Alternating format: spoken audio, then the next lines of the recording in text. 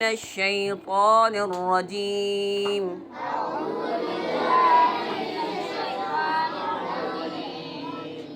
بسم الله الرحمن الرحيم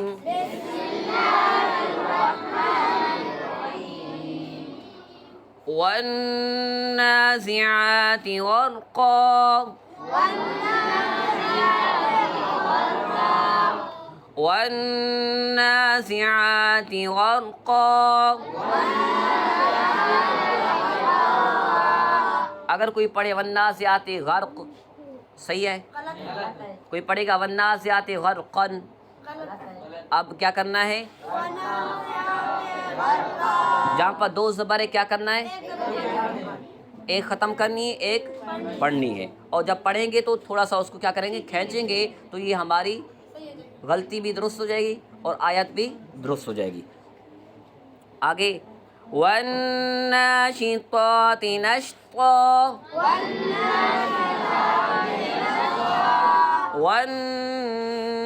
वन्नाशिताति नश्ता,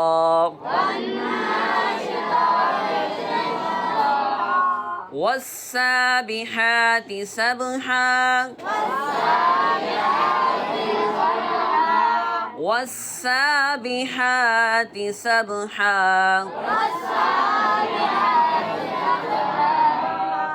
फस्साबिक़ाति सबक़ा,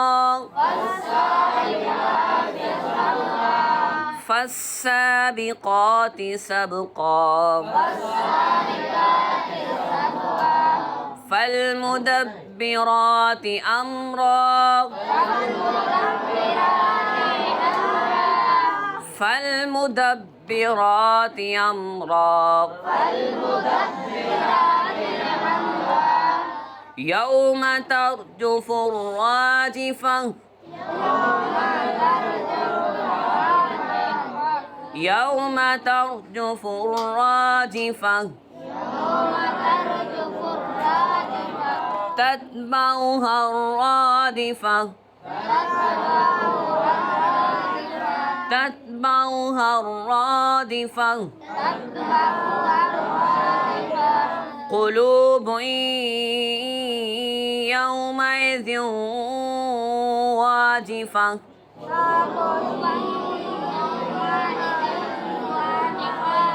क़ुलूबुन यौमइज़िन वाजिफ़ा,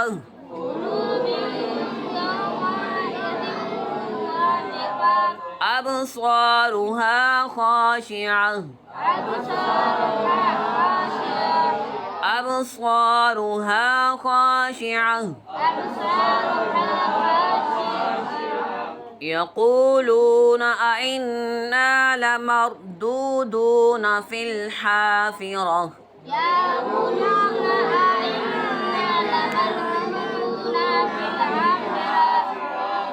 यक़ूलून अइन्ना लमरदूदून फ़िल हाफ़िरा,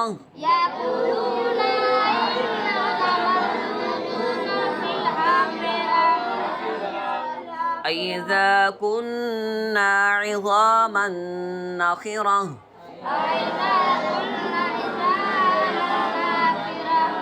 अइज़ा कुन्ना इज़ामन नख़िरा।